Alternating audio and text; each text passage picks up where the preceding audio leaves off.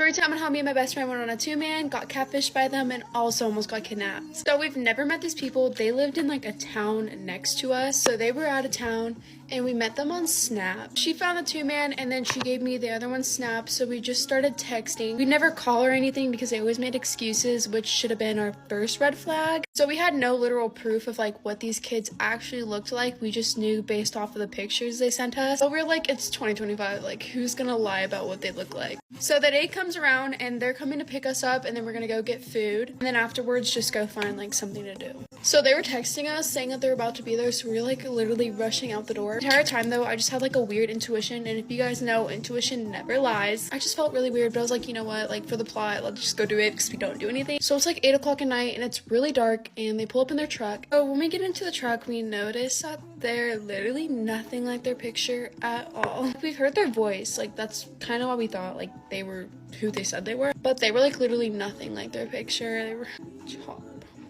You know what, like personality overlooks, so we just went along with it. You guys also gotta think too, like for the plot, because me and her like don't do anything. Obviously not getting kidnapped. Okay, we're gonna get into that. So as we're in the car with them, we're noticing that they're acting really weird, like they're intoxicated, heavily intoxicated. I was just looking at my best friend like, girl, what did we just get ourselves into? They're literally like swerving into lanes, like it's so bad. We almost hit like 12 cars. So we went to Taco Bell and our plan was to go eat inside. So mine and my best friend's phones are like literally about to die, like at like 5%. So that's like my literal only way of communication with her because I'm not gonna like say out loud like, hey, like let's low-key dip and run away. Like we don't want to be with them. So we're texting and we planned that we're gonna go to the Taco Bell, get inside, and then say we both need to go to the bathroom and then just dip, literally sprint, dip out of there. But the problem was we were like 2 towns away at this point.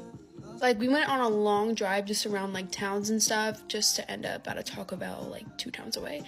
Amazing, I don't understand, but we didn't want to be there anymore. So you know what, we did what we did and we said that we were gonna go to the bathroom and then we just sprinted out of the doors. Our phones were dead at this point, so we had no way of communication with anyone. As we're walking around, there's a car that's like following us everywhere, like not directly like following us, but you can tell like every move we made, every direction we went, they went. Like they were driving slow and pulling over to the side of the road just to like be slow, catch up to us, you know what I mean? So after like 15 minutes of them following us, they finally like pulled over and talked to us and like, hey, do you have somewhere you need to be? Like, do you need a ride? And we're like, no, we don't need a ride. They kept pushing us and they actually started getting like really verbal with us, saying get in the car. We were right next to a gas station, so we ran to the gas station and told the guy that was working there to call the police. We also asked to use the phone so we can call our parents. The guy in the car drove away. So we're sitting in the gas station and my parents arrive and the police arrive. We're telling the police and my parents everything. We're cooked at this point. So me and my best friend get to my house. She's leaving, so she's packing her stuff. We charge our phones, block the two-man. We get tons of calls and tons of messages from them saying, what the hell, why'd you do that? You catfished us and you were insanely drunk.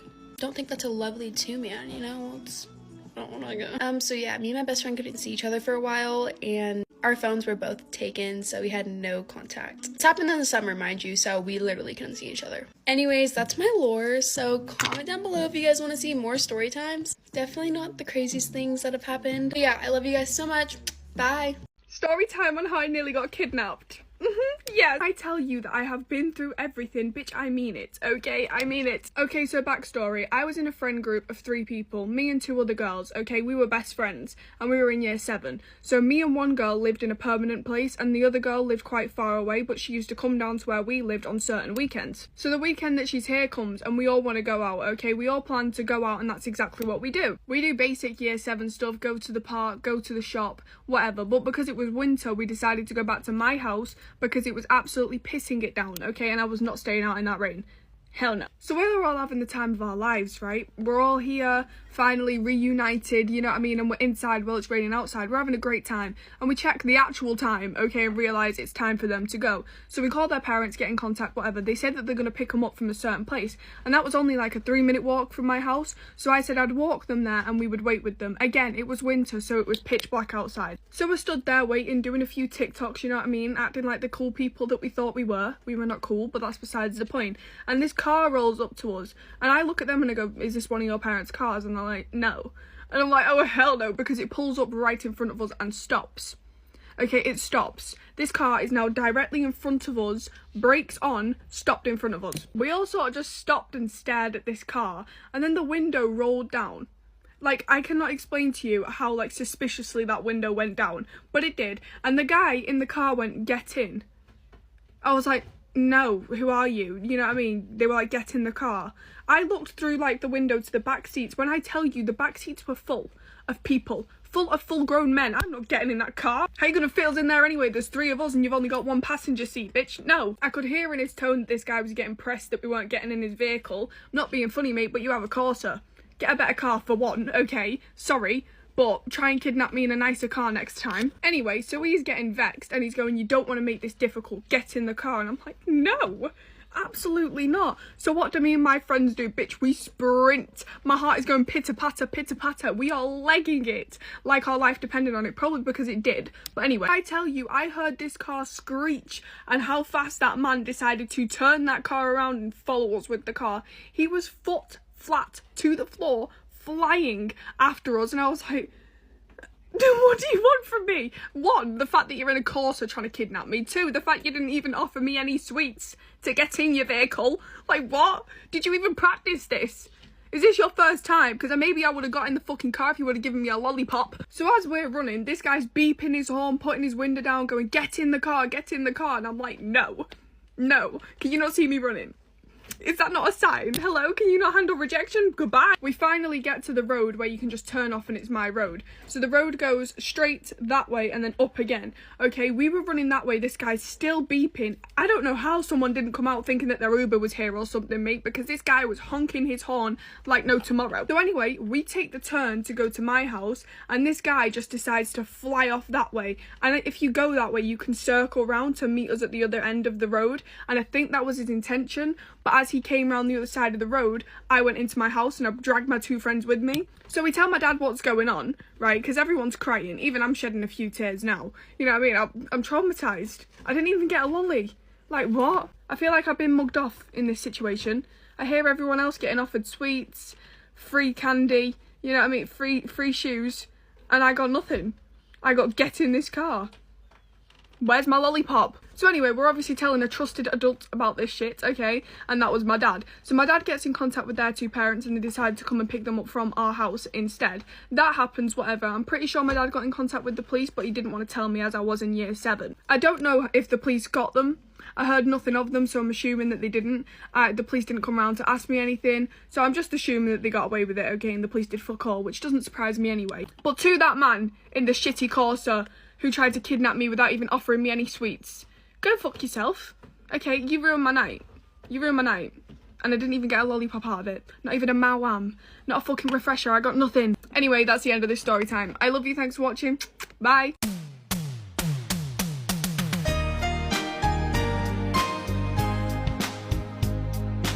My girlfriend violated my trust while I was tied up, and I'm having trouble getting over it. Trigger warning, my girlfriend, 23 female, and I, 24 male, have been together for nearly a year. We sometimes do kinky stuff, and she once told me that she has a thing for smothering her partner. I didn't really like the idea, especially because I nearly drowned as a kid, which I told her about. About 2 weeks ago, we were having sex and my hands and feet were tied down to the bed. She suddenly pinched my nose shut and pushed her hand over my mouth. I struggled as hard as I could and I made a noise, but of course I couldn't speak. I managed to get a few breaths, but once she was tightly locked on, I couldn't breathe at all. It felt like a little over a minute when she finally let go for a few seconds. I gasped for air and screamed out the safe word and said stop and kept saying no. She caught me off guard because I expected her to stop, but she just ignored me and did it again. It's very emotionally draining trying to recall this, to be honest, and I know that might seem stupid to someone who would enjoy this, but in the moment, it was really terrifying. Anyway, the second time seemed longer, and when she let go, I actually tried to bite her hand when she put it near me. And then she started pushing down on my throat and pinched my nose shut again. She let go when she was finished, and I was literally in tears. I begged her to please stop and let me go. She started apologizing and said she just got carried away and that she's really sorry. I didn't care. I just wanted to be untied, but she didn't even do it right away. She kept saying, "Don't be mad at me, okay?" Like she didn't want to untie me until she knew I wouldn't get angry, When she released me, I went in another room, and later on, I went out for a little while to clear my head. She's apologized even more since then, and I forgave her. But I can't get over her apology seeming insincere. When I was begging her to stop and struggling for air, she was just laughing. And then as soon as she came, she was suddenly so sorry. We haven't been intimate since this incident, and things feel strained. I know the strain is all on my end because I'm the one that's upset about this. If I could just get over it, we could go back to normal, but I just don't trust her the same way I used to. This was really stressful and embarrassing to write, but I feel desperate to ask for advice. Do you think these feelings will go away? I'd like to stay with her, but how can I get over this? Thanks. Well, I don't want to kink shame, but I think it's really weird to want to suffocate someone. I'm just going to say that. Sorry if that's your kink, but I think it's weird to want to, like, suffocate someone. Like, I get choking, like, fun choking, not, like, to death choking.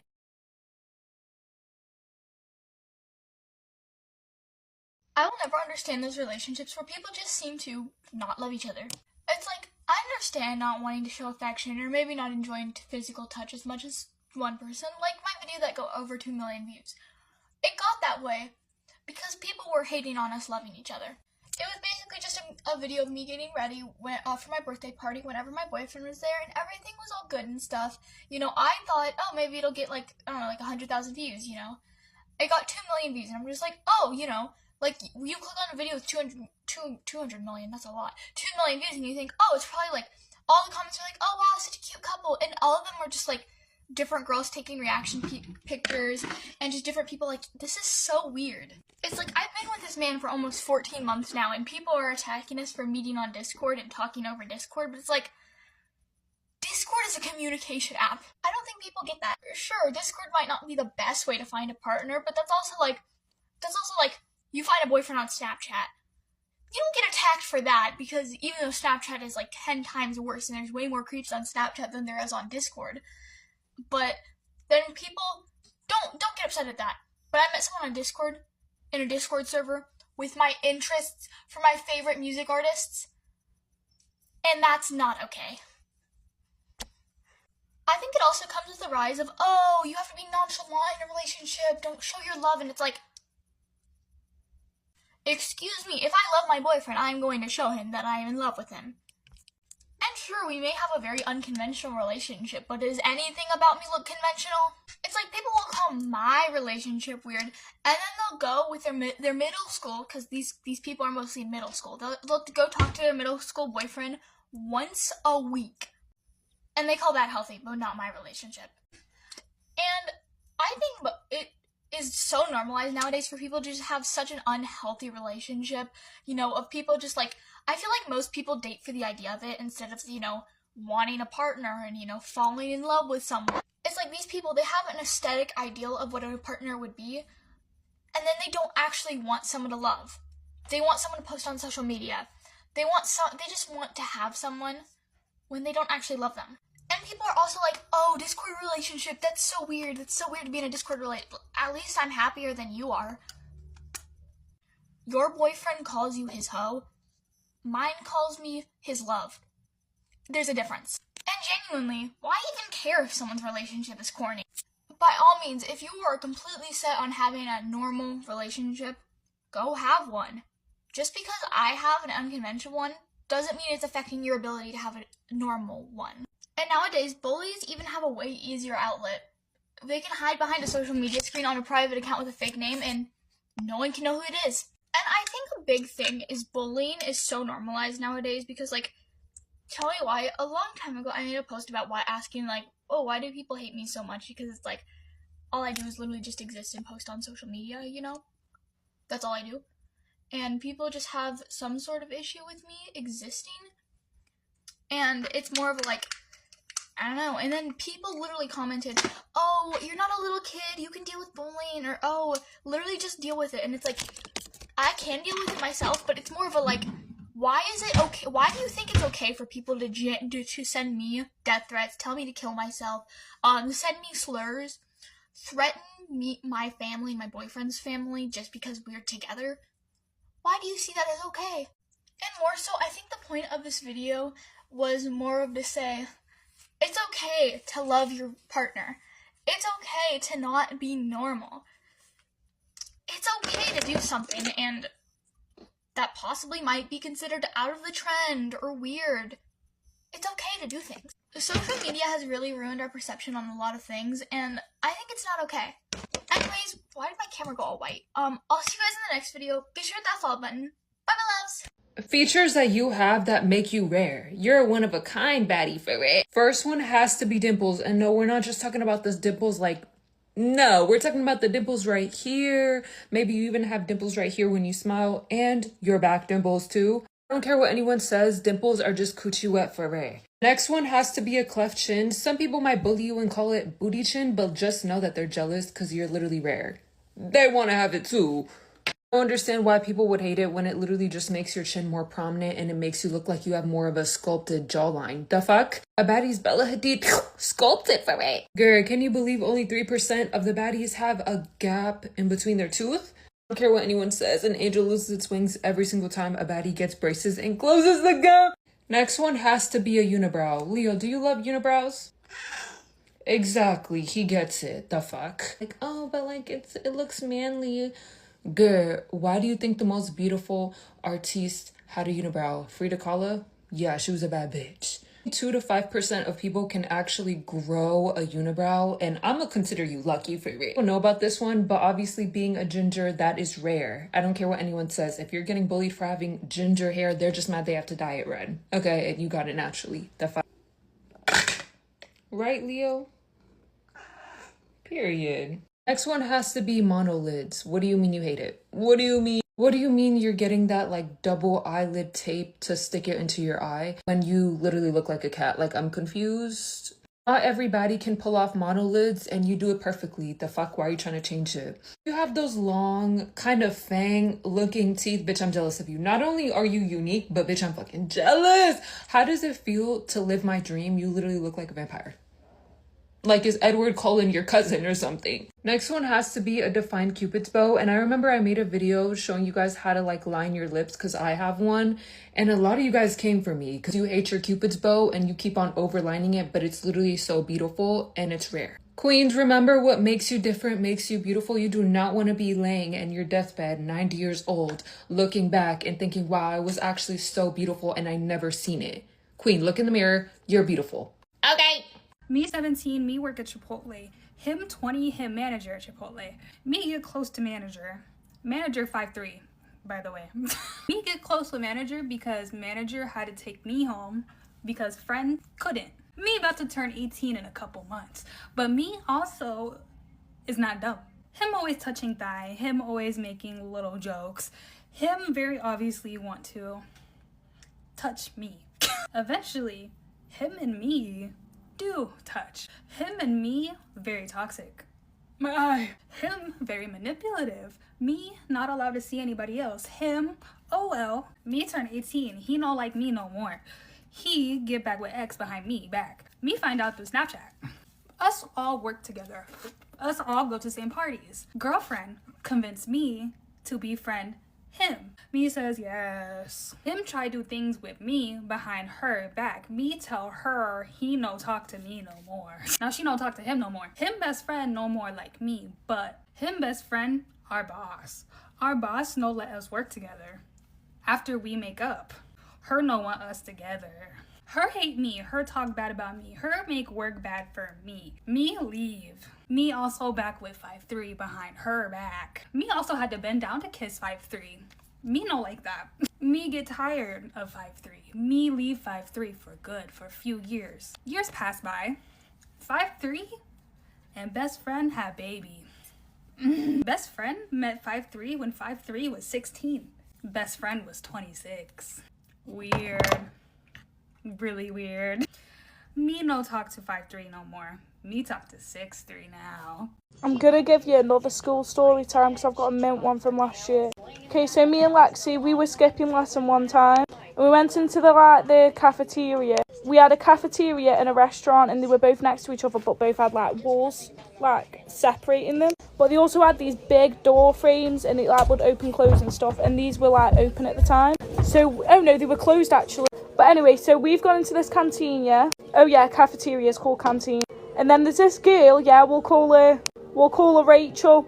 She had a water bottle that was full of, you know what. But anyway, Rachel was drinking and Rachel offered us some. So me and Lexi, if that opportunity's right in front of us, we're going to take it. Only because we were in school and we hated school anyway. So now we're downing this pure vodka.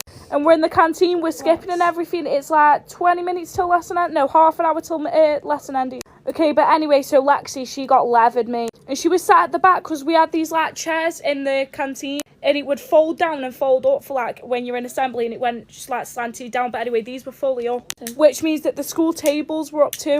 So Lexi's gone. She's gone like behind these little theatre stairs because you could go behind them when they were up. So Lexi's behind there with a bag, and she's bent down throwing up into this bag. Me and Rachel are on these canteen tables playing Subway Surfers.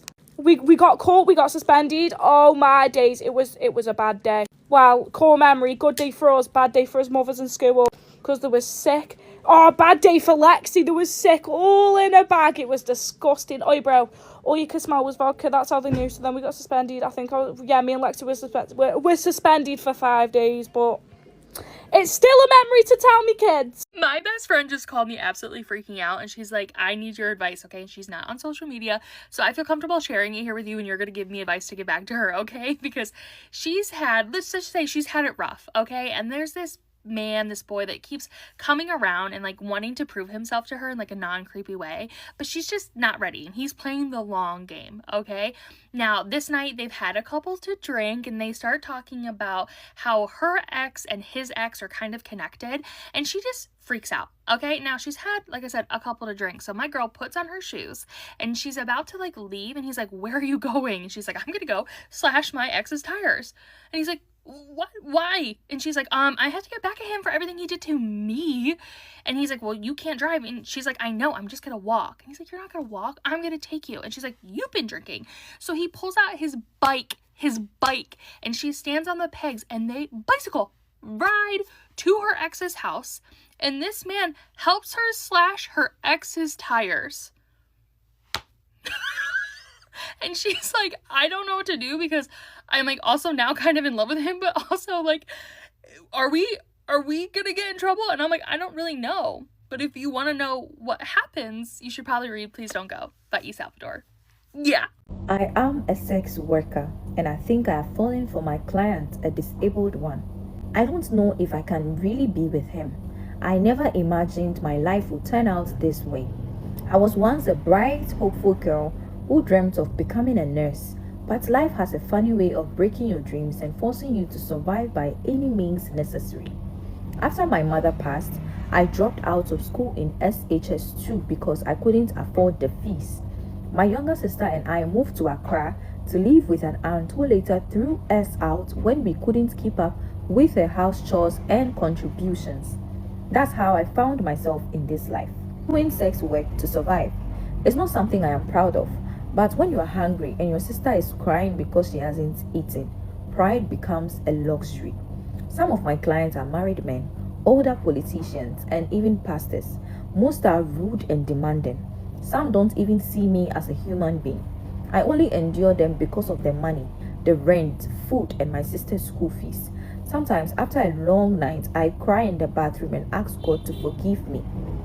But then 9 months ago, I met someone different. A client, a young man in a wheelchair. He can't walk, he can't use his hand properly, and struggles to speak. His mother was the one who first called me.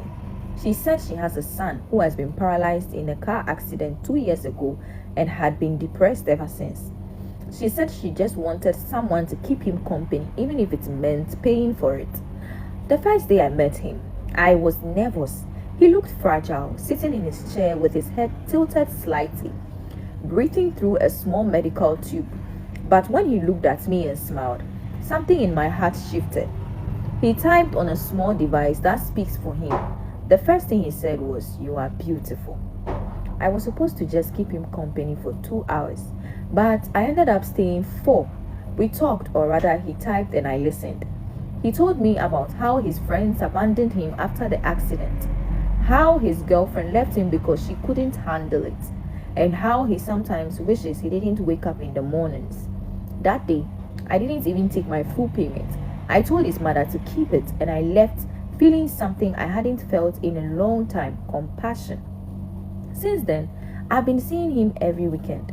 His parents pay me, yes, but it doesn't feel like work anymore. He doesn't even ask for sex, he just wants company. He likes when I hold his hand, talk to him, or play music. Sometimes he cries, quiet tears that break me in ways I can't explain.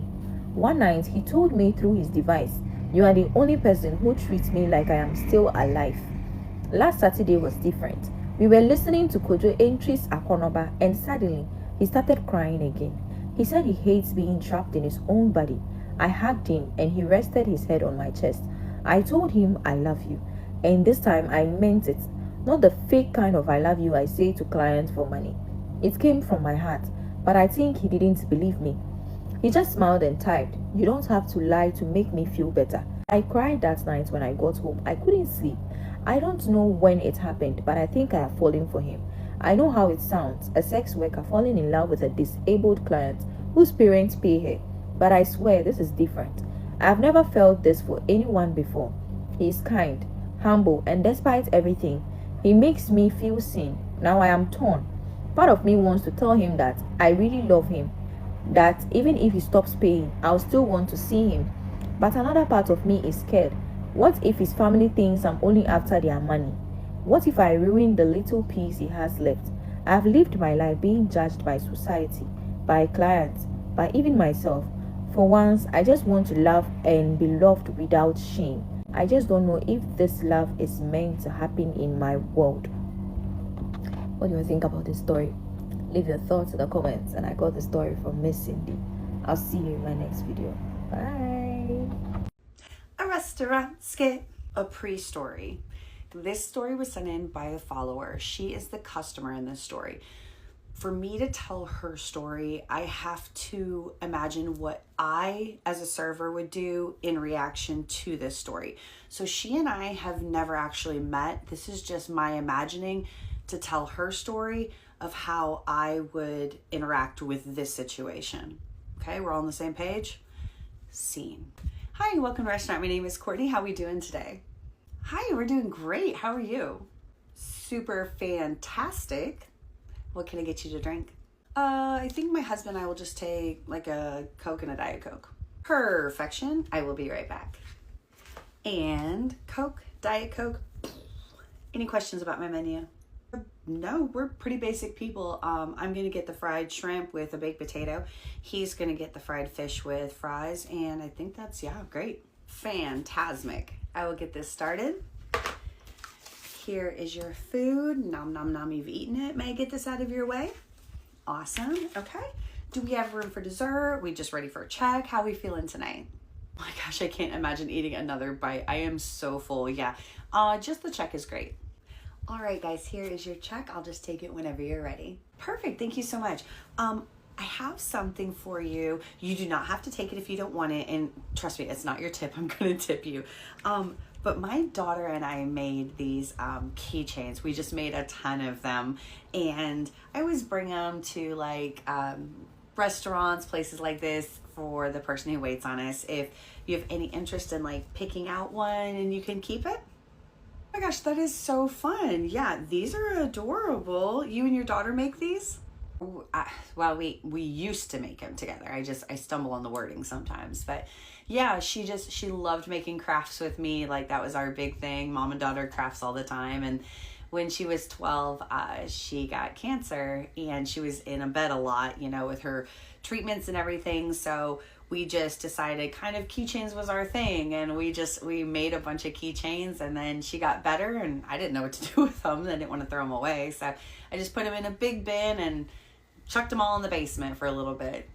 Oh, that's so sweet. I love that. Yeah. I think I'm going to take this one. Thank you so much. I appreciate it. Let her know that I said thank you. Yeah. Well, used to. She went into remission, and then unfortunately the cancer came back when she was about 14, and it's kind of all I have of her left. So I didn't want to throw them away. And I just thought, if I could tell people about my Megan and tell them how talented and how much she loved making things and stuff, and I could share it with somebody else, I just thought it'd be a really good way to bring on her memory. So after she passed, I found him in the basement just sitting there, and I thought, why not pass him out to people and be able to tell them about Megan and her story? I think that is absolutely so lovely. And Megan was very, very talented. I could tell that she put a lot of love into these. So I will cherish this forever. My sister also passed away from cancer, so I know how hard it is and how much it sucks. But I love that you are bringing some kind of joy to other people's lives to be able to say her name and bring happiness with it. So I will keep this forever. I appreciate you so much, and I hope you have the best day. She said exactly a year after Megan had passed away, she was in the basement looking for something, and she came across this container of all the keychains that they had made together, like just absolute kismet. And she just decided in that moment that she was going to spread them out and try to spread some of the joy and the cheer that she and Megan had making them together. And she wanted everyone to know that Megan loved soccer. She loved her golden retriever, Bob, which Bob is just the greatest name for a dog. She loved butterflies, the color pink, and anything to do with crafting and art. So I'm very, very happy that we got to learn about Megan today. I scammed my husband into liking me and then admitted it on our wedding day. Story time. It wasn't even in the wedding. It was admitted in my vows, actually, in front of all our guests. For me, it was completely love at first sight for my now husband, who we'll call Steve. Not so much for him. I was his little sister's friend. I had braces and constant teen girl giggling. He was the older, much, much hotter, couldn't care less older brother upstairs. I obviously had no shot. Later, we met again through mutual friends. Now, both being older, no headgear, I'm assuming we mean braces, I was just as in love with him as I was back then. He was still just as cute, and this time, I felt like I actually had a chance. And I was not going to blow it. I invited him to crash at my place after a friend's birthday party, and I had staged the place. I casually left out a t-shirt of his favourite football team out. You know, just tossed it on the back of a chair. Oops! How did that get there? I left a CD of his favourite band on my nightstand because obviously that's what any casual fan does. I love them too, duh. I had his favourite beer in the fridge. Yes, I 1000% do drink beer too, Steve. It doesn't taste... I do drink beer too, Steve. Yes, 1000% I do drink it. And it doesn't taste like piss water to me at all. Was I a complete weirdo for doing this? Yes. Does it work perfectly? Also, yes. And did it make the perfect scenario to add to my wedding vows? Yes.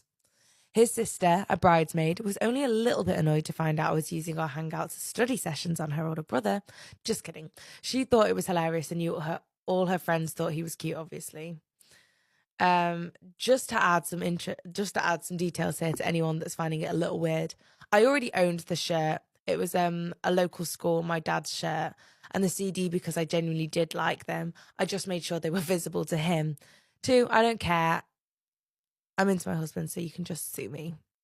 That wasn't really the way I thought this story was going. I thought it was going to be a little bit more scandalous. What I'm hearing here is a woman who strategized. My husband cheated on me with his work wife, and I did absolutely nothing to stop it. Story time. So I met my husband's work wife, who we'll call Amy, last Thursday. And she introduced herself as his work wife and then proceeded to call my husband her hubby. Now, I did know about Amy before this evening. My husband had told me a little bit about her, how she's a gamer, she's really funny, they really get each other at work. Now, here's the thing. I know that they text. Not just about work things, and even on weekends too. I got so paranoid about it, I'd be sat on the toilet at like 3:30 in the morning with his phone, trying to be as silent as possible, reading their texts. The last text in the thread was from the night of this party, and she was saying that she was so pissed off that Steve hadn't said bye-bye to her. Your wife is really boring. Didn't expect that for such a fun guy like you. Now, here's the thing. My husband is not the one initiating conversation. When she flirts, he doesn't flirt back. Is it that he's just really enjoying the attention from this woman who, in her own words, is completely different to me? Or even worse, is he just clever enough to not flirt back with her on text and only do it in person? I've only just thought of that. Oh my god. So I really need your advice on what to do in this situation. I went out to brunch with my mum and sister this morning, and they all said I am completely the arsehole for not nipping this in the bud sooner. They are saying it is my fault that I'm almost allowing this to happen because I didn't confront him that first night at the party when I met her. I then didn't bring up the texts, but I disagreed and basically said that I can't be in a relationship like this. I don't want to be having to stand guard on my husband to keep him away from temptation. I want to be in a relationship where if he wants to be with me, he'll be with me, and then if he cheats on me, I don't want to be with him. My mum then called me a moron. But I don't want to be the wife that tells her husband to end a friendship because I'm insecure. So what do you think I should do in this situation? Hi guys, welcome back to my TikTok. We officially have 399 more days, and let's get into today's video. Okay, so I'm really excited for this video because I think when I started this account, we were around 470-ish more days, and now we've officially hit the 300 mark, meaning 399. But I got a lot of requests to do a video story time of how my mom found my content creator book, so let's get into it. It's not that long of a story, but I still wanted to do it for you guys because it was requested, so basically, I was with my mom, and she has a business, and so I was helping her that day with, like, work-related things. So it was only my dad and my older brother, which is my adopted brother, that is their biological kid. It was just my dad and my adoptive brother home alone. And I was stupid, and I thought it'd be a great idea to just leave the book out in the open. I was stupid, guys. Because nobody rarely goes in my room, and I've explained this a lot, like, they don't really go in my room unless they have suspicion. So the book was right here, I'll show you guys. I just had it, like, in this corner, just right there, which is kind of, like, out in the open because it's not, like, hidden. It's just put off to the side where it's not, like, noticeably visible unless you're, like, looking. And I came home. I was gone all day. I came home around, like, 11 p.m. at night, and it was gone. And along with the content creator book that was gone, I have a second trap phone. I have 2 trap phones, so that in case they take this one, I have a backup. And the trap phone was also missing, which means they ransacked meaning my dad, when I was away helping my mom. They ransacked my entire room because they found my notebook, they found my other trap phone, and no, I have not been confronted about either of them yet, and it's been like a week or 2, like going on 2 weeks, and I have not been confronted about it, so I don't know if that's a good sign or not. Kind of stressing, but I also kind of don't care, because the days are going by quickly, and I'm almost out of here. And, like, what are you gonna do? Like, genuinely, what are you gonna do? Because in their eyes, my secret phone is already taken because they took the trap phone, so I'm just gonna be like, yeah, that was my secret phone. Yeah. And it's not like there's bad things on that phone because literally I reset the phone because I don't use it, so I just reset it, and I was literally gonna sell it. Like, there's nothing on it anymore. But I guess she told my therapist that it was a journal, so she's under the impression it's a journal, I guess. And she told my therapist that in the journal I admitted to having my boyfriend called CPS, and she acted all surprised to my therapist, I guess, and my therapist was talking to me about it. My therapist already knows she's crazy, so. But I guess she told my mom, oh yeah, I'll talk about it and see what it is. But yeah, first of all, my boyfriend called CPS on you, girl, 2 summers ago. And you already know about that. So I don't know why you're mad over something you already know happened and it was 2 years ago, and that's because you dragged my sister across the room and threatened to. So I don't know why you're acting surprised. Sorry if you guys hear dogs barking. I'm currently home alone, and someone is hunting in the field. That's like a family friend, I guess, so they see that person, but that's why they're barking.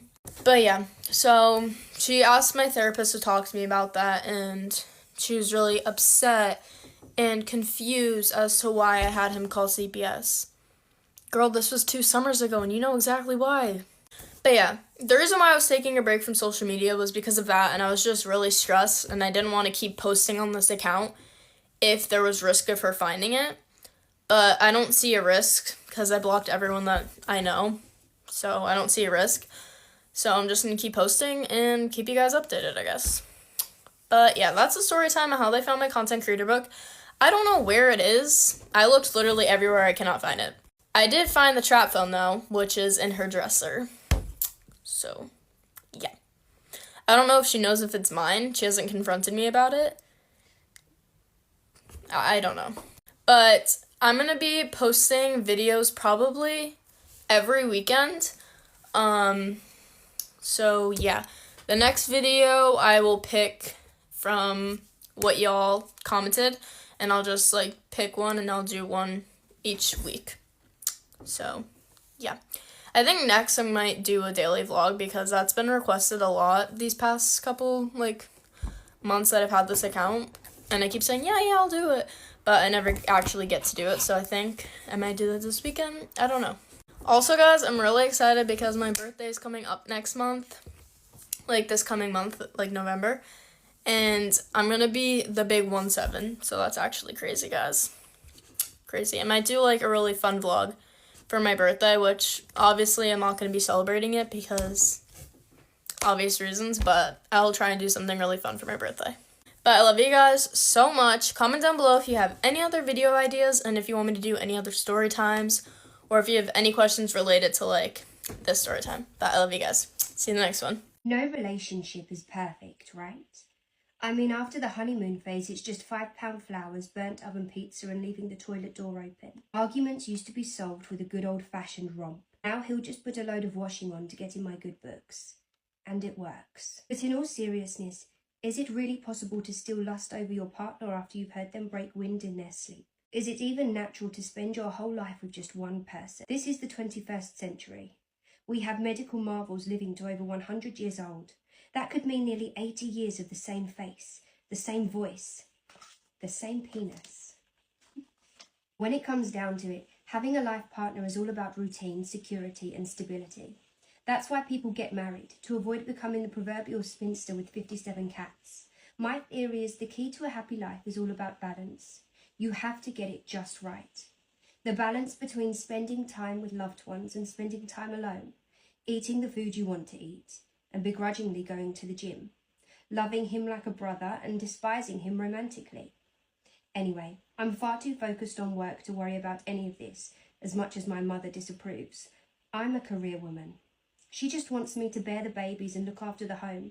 Did I mention this is the 21st century? At 25, I'm anything but ready to bring children into this world with Ben. That's his name, by the way, Mr. Love of My Life. We met at a college party nearly 8 years ago.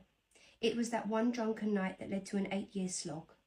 There I was, innocent little Gracie Reynolds with my long dark mane falling into a middle parting, my big eager eyes and my yearning loins. Ben had a shaved head. He was on the football and the basketball team and would even throw himself on the floor for a laugh. What was a girl to do? I'll tell you exactly what a girl's to do. Give her tiny frame over 3 ciders and she's inviting the imbecile up to the bedroom, and after a bit of mandatory rolling around, she's putting both feet behind her head and waking up the next morning full of shame, regret and a broken big toe. And that was the basis for my long-term relationship.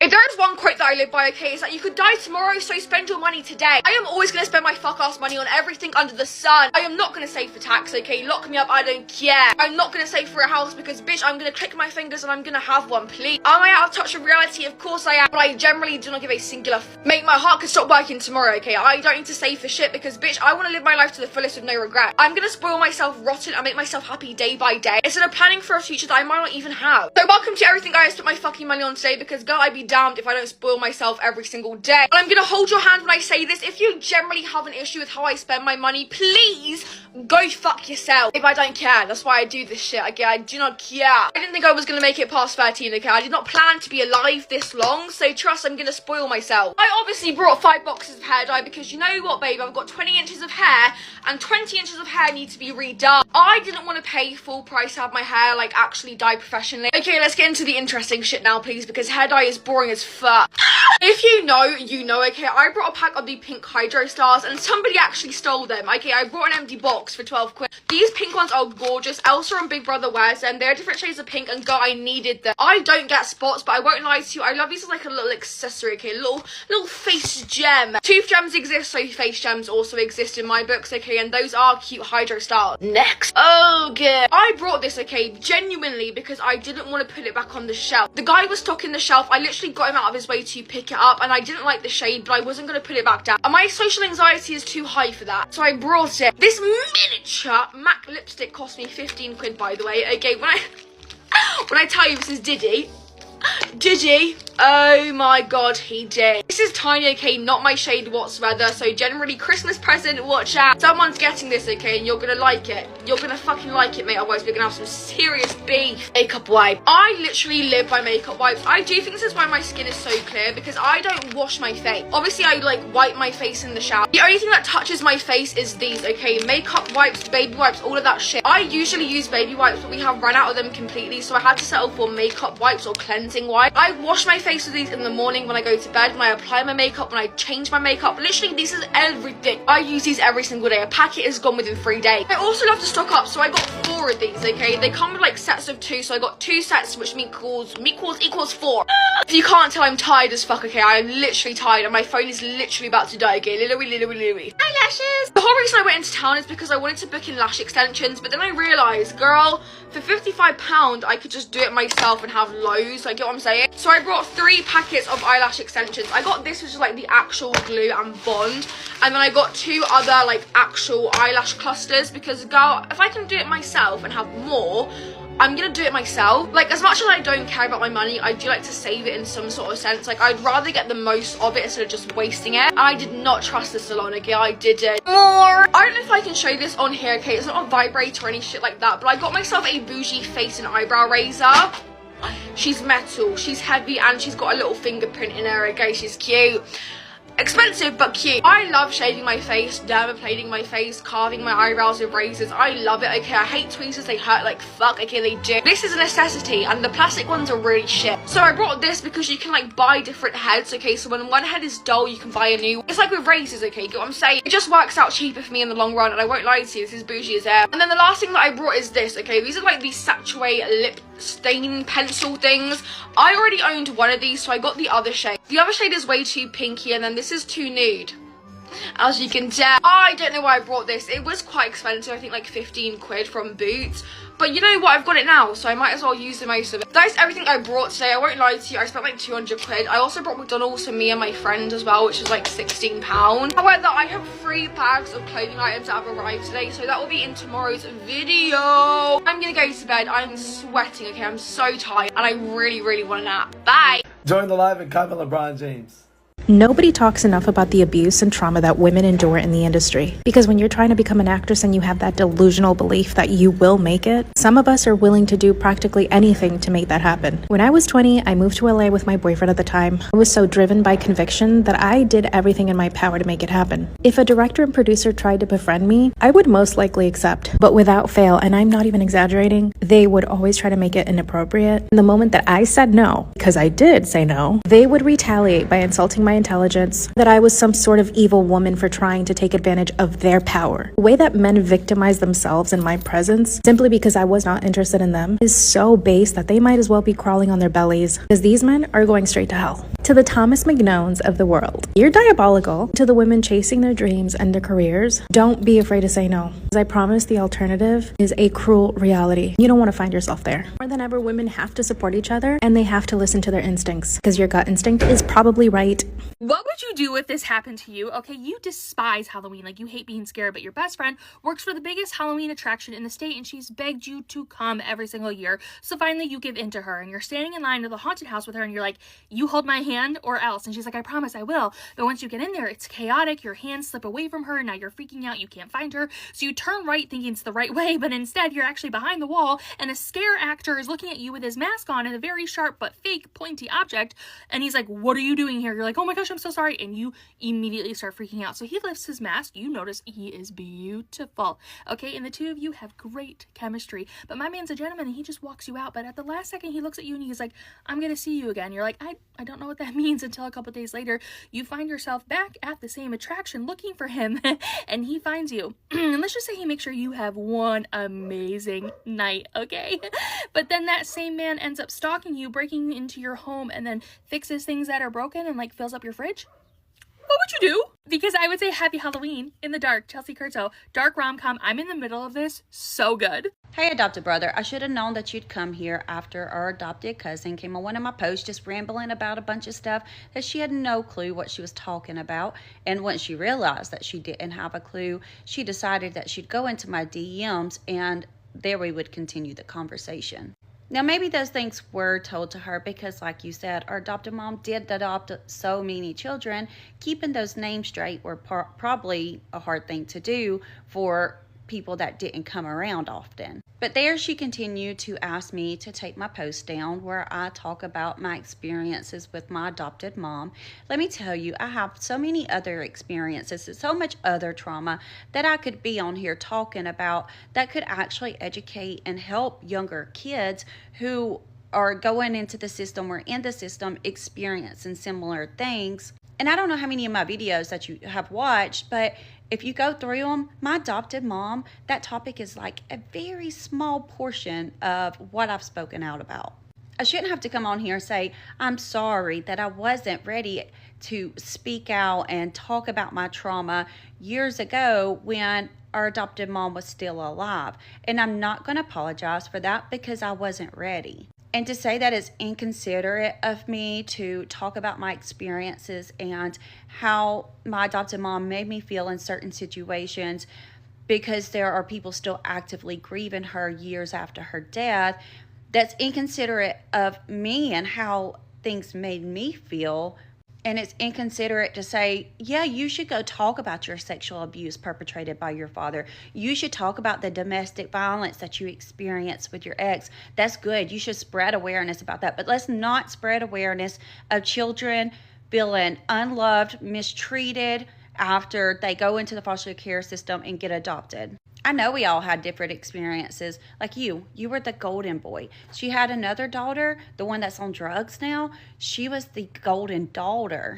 And it's funny that y'all would both play varsity sports. You played varsity football. She was a varsity competition cheerleader. And I'd like to know, I'm going to show the rest of your comment in just a minute, how all these other 15, 14 adopted children took advantage of our adopted mom so much that she cut them all off completely. Or should I say, they cut her off completely. Because you know that varsity cheerleader, the golden daughter, she got in more trouble in that home than really any other child.